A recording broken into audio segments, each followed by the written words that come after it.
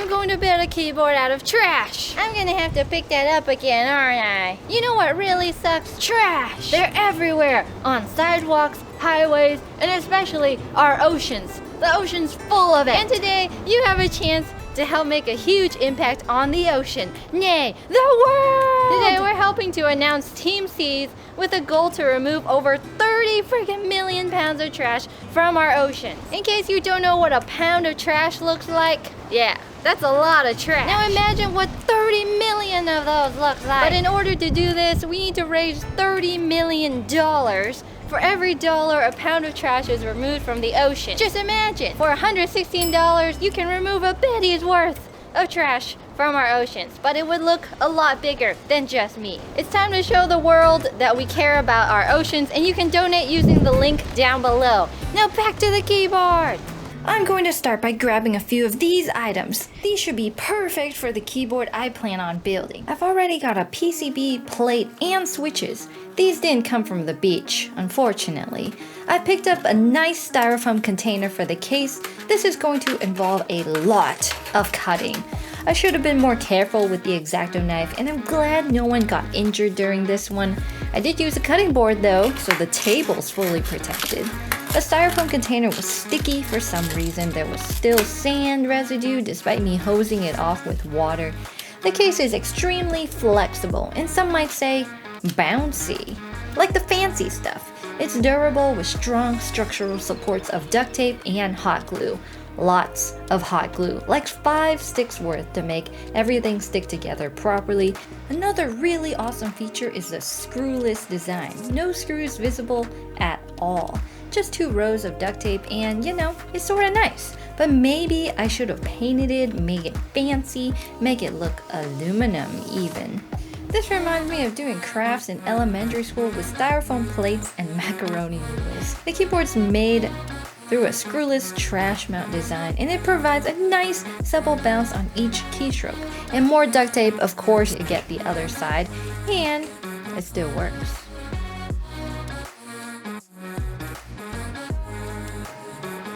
It works! Before building this, we headed down to the closest beach to pick up some trash, only to realize the beach was already pretty clean. Where's the trash?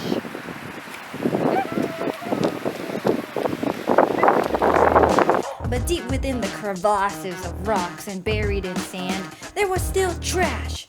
Some real nasty stuff. Keycap time! I thought of this genius idea of using these styrofoam plates that I had picked up. I also got a Starbucks cup, but unfortunately it was still super dirty and I didn't want to touch it, so it just stood there. I didn't get paid to put it there or anything, it's just there.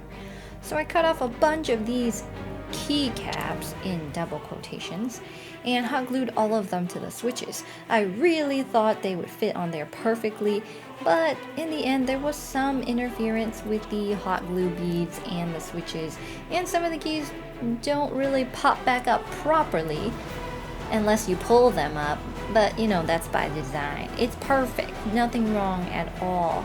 For the perfect angle here, I got some bottle caps for the back, again hot glued to the bottom like usual. And I did get some rubber feet too, just to make sure things didn't slide too crazily everywhere. I hand wrote all of the legends from memory, and I'm surprised there was nothing wrong with it. You could say they're extremely custom.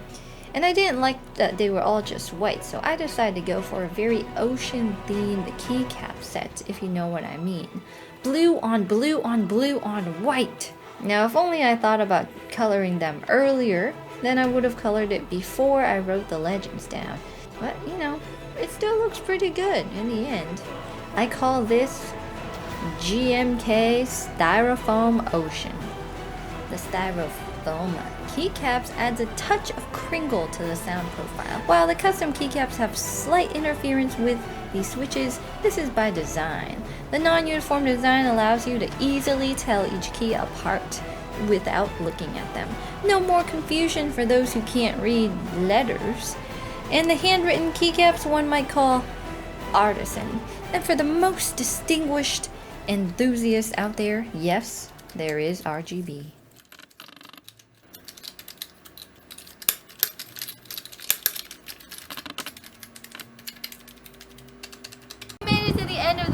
So you guys are the best. Seriously, you're the best. And even if you only donate $1, every little bit helps.